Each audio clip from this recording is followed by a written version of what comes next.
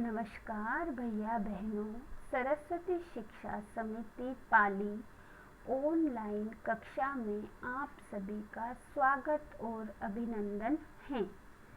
आज हम कक्षा सप्तमी विषय हिंदी पाठ 4 गुब्बारे पर चीता का अध्ययन करेंगे। इस पाठ के भाग 2 का पाठ सार पढ़ाया जाएगा। इस पाठ की विधा है कहानी।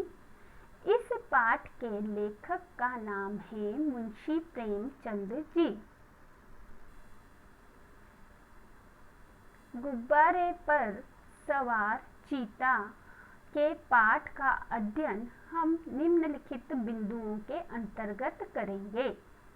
पहला बिंदु, गुब्बारे पर सवार चीता भाग 2 का पाठ सार बताया जाएगा। बिंदु नंबर 2, शब्दार्थ लिखाए जाएंगे। बिंदु नंबर 3, अभ्यास प्रश्न कराए जाएंगे जो आप सभी भैया बहनों को अपनी उत्तर पुस्तिका में लिखने हैं। गुब्बारे पर सवार चीता में लेखक मुंशी प्रेमचंद जी ने एक बालक बलदेव के बारे में बताया था जो सर्कस देखना चाहता था और वहाँ के जानवरों की स्थिति को देखकर उसे बड़ा अफसोस होता है। इस पाठ के भाग 2 में आगे की कहानी में जब बलदेव जानवरों को देखता हुआ आगे बढ़ता है तो उसे एक गुब्बारे वाला दिखाई देता है जो 4 आने में आसमान की सैर करवाता है। बलदेव उसी ओर जाता है, तब उसे वहाँ पर भगदड़ और शोर सुनाई देता है। तो बलदेव पीछे घूमकर देखता है तो वह चौंक पड़ता है कि उसने जो चीता सर्कस में देखा था वह पिंजरे से बाहर निकल आया है और वह उसी गुब्बारे वाले की तरफ आता दिखाई देता है। तभी गुब्बारे वाला आदमी अपनी तरफ चीते को आता देखकर गुब्बारे की रस्सी छोड़कर अपनी जान बचाने के लिए भाग जाता है। तभी बलदेव भी डर के मारे उस गुब्बारे में चढ़ जाता है।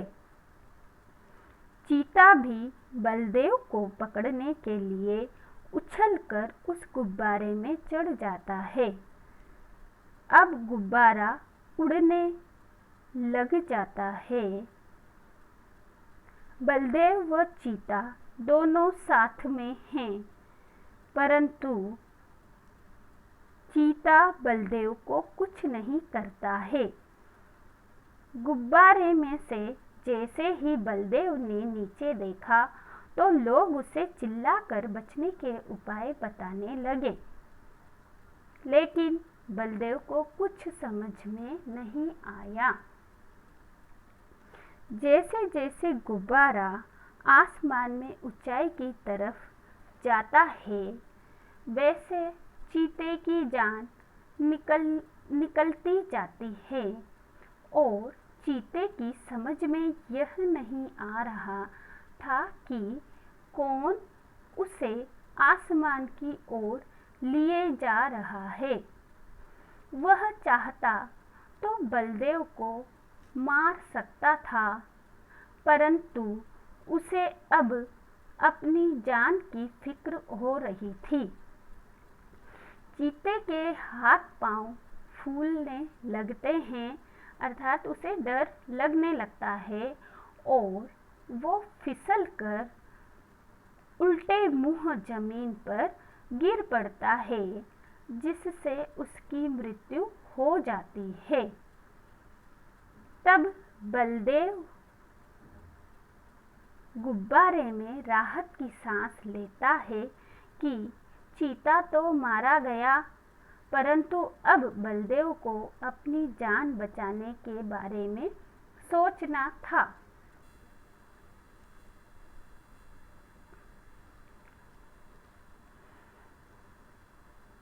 तभी उसे एक बात याद आती है कि उसने कभी किताब में पढ़ा था कि गुब्बारे के मुंह को खोल देने से गैस निकल जाती है और गुब्बारा नीचे आ जाता है।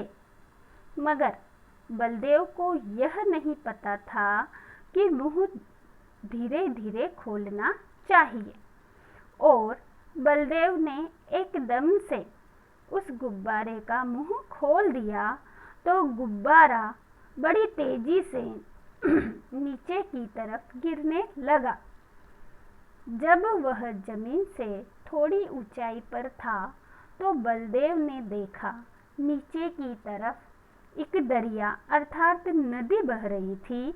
तब बलदेव ने गुब्बारे की रस्सी छोड़ दी और दरिया में कूद पड़ा और फिर तैर कर बलदेव ने अपनी जान बचाई। इस प्रकार लेखक मुंशी प्रेमचंद जी ने इस कहानी के माध्यम से सर्कस के जानवरों की स्थिति के बारे में हमें बताया है और बलदेव के बाल सुलभ भावनाओं के बारे में भी इस पाठ के माध्यम से हमें बताया है कि एक बालक किस प्रकार अपनी जान को बचाने की पूरी कोशिश करता है।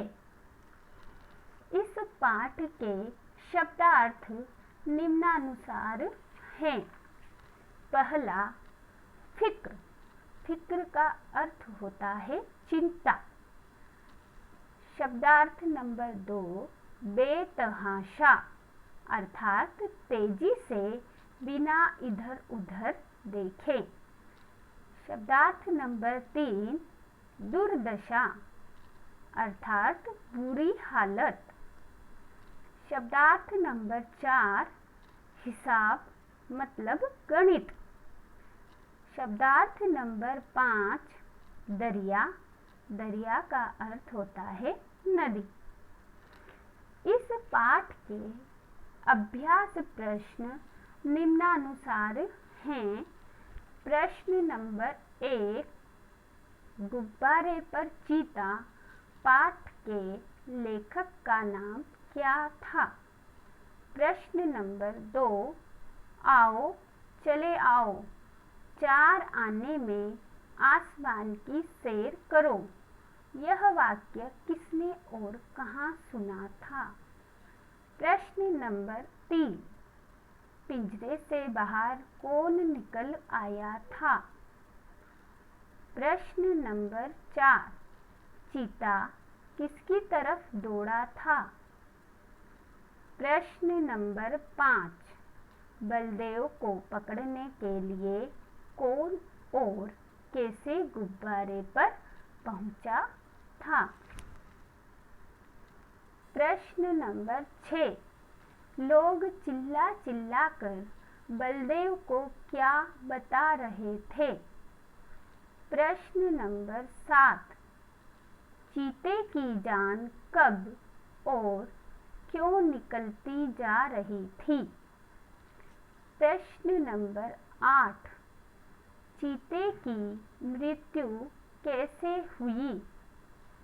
प्रश्न नंबर 9, बलदेव ने किताब में गुब्बारे के बारे में क्या पढ़ा था? प्रश्न नंबर 10, बलदेव ने अपनी जान कैसे बचाई?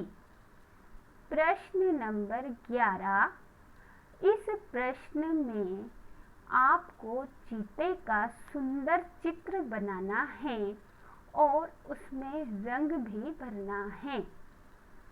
उसके बारे में 5 वाक्य लिखने हैं। आप सभी भैया बहनों को इन सभी प्रश्नों के उत्तर अपनी उत्तर पुस्तिका में लिखने हैं। धन्यवाद।